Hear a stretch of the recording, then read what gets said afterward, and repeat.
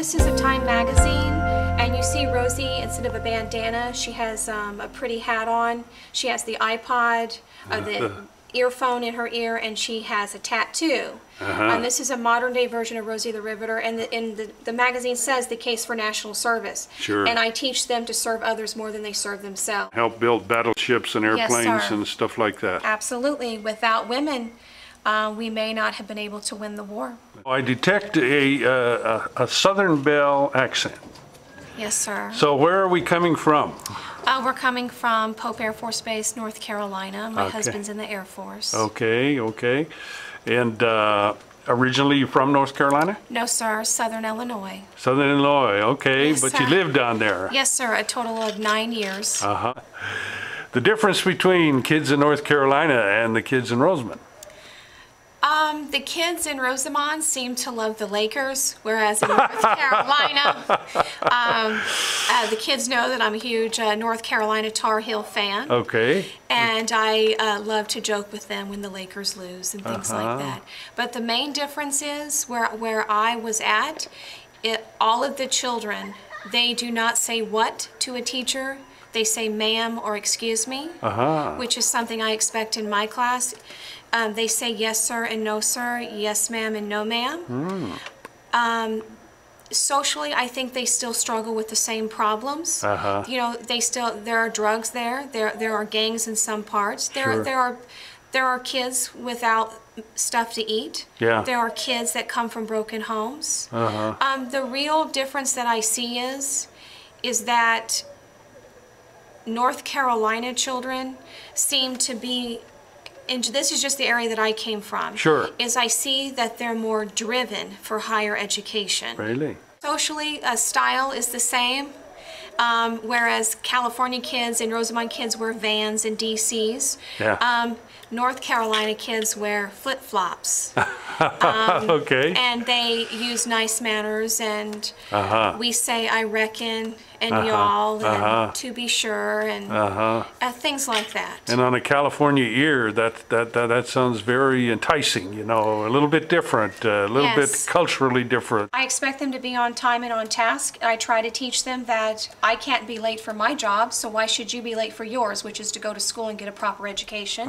I tell them even getting employed at the McDonald's, they're expected to be on time. Sure. And I also teach them that when you're late, it shows you do not appreciate the other person's time.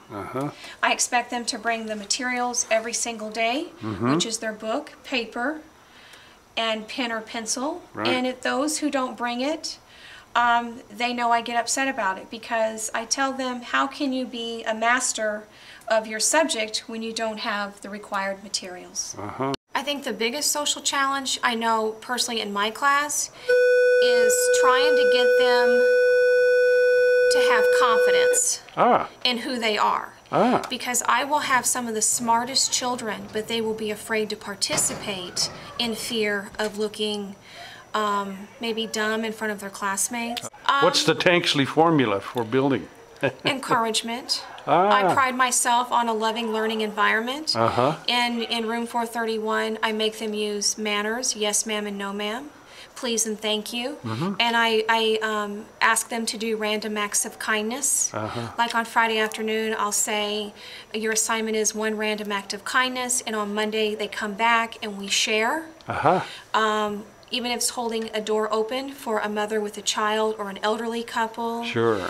Last week someone had mentioned that an elderly man forgot 1 bag at the Walmart. So my student, Linnell, ran out to give the bag to him. Sure, how great. And we clap for each other.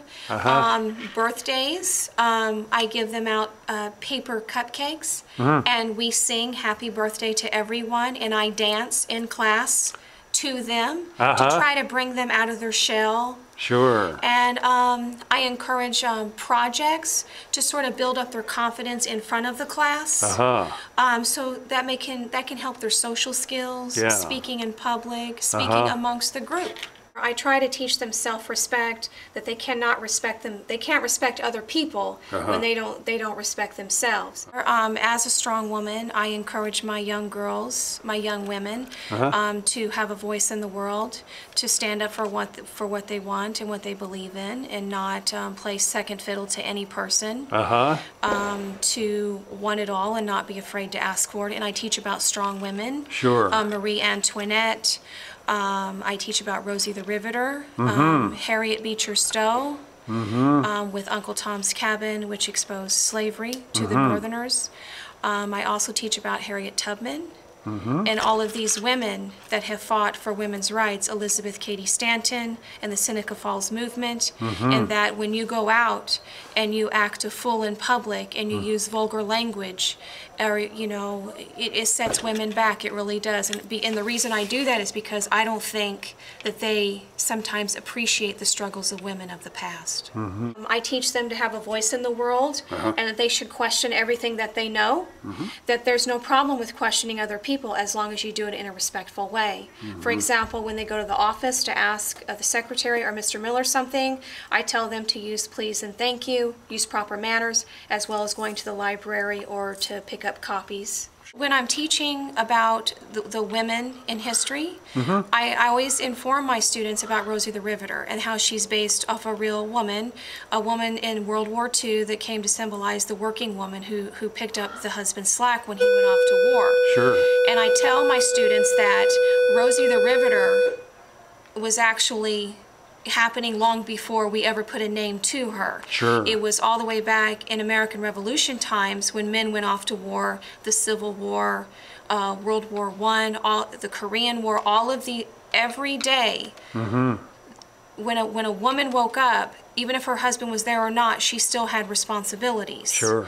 And while some families, women were taught to be submissive, yes, and how the man was always right. Yeah. And certainly when I teach about the 1950s, I wear a ribbon in my hair, and I have a sweet little 1950s apron that I wear, and we talk about the role of women being very submissive, because that's the way they were taught. And then I compare and contrast that type of woman with the woman of the 60s, where she's burning her bra, practicing free love in the park.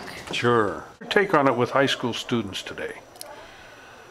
I have two opinions. I have seen some girls that are very submissive, not only to other, say, boys, but other girls as well. And I think the reason that they are submissive is they're not sure of who they are as a woman as of yet. But I think as they learn more about themselves, then they sort of transform into this beautiful flower, and they become a strong, beautiful woman. Now, as opposed to like a marriage in modern day times, I've been married for 15 years, and it's give and take. It really is a partnership. Right. In my house, we split the chores. We have an only child. We split parenting responsibilities. Sure. Because here's the thing: we have to be equals, and we refer to ourselves as Team Tanksley. Because with my husband being in the Air Force, there are times when he was at war. Obviously, he couldn't be there. Sure. So I played both mother and daddy and taxi cab driver and all of those things. Yeah. But I don't think that makes me submissive. I think that makes me an equal partner in the marriage. Abraham Lincoln. This is an Abraham Lincoln action figure. It's one of my favorite historical pieces that I own. Oh, really? Yes, sir. And where'd you pick this up? Online. It's amazing what you can buy online with a MasterCard these days. Why Lincoln? Well, I fell in love with Abe Lincoln in the 4th grade because one of my favorite parts of history is the Civil War and the Civil Rights Movement and the issue of slavery. And as a child, I always struggled with how can slavery be when they're people? But in the Constitution, it refers to them. It refers to the issue of slavery as the peculiar institution. I see. And I respect Abe's initiative of trying to save the Union. And trying to make America better, and he was trying to preserve the Union, but he knew deep down that slavery was wrong, and I think he did the very best that he could.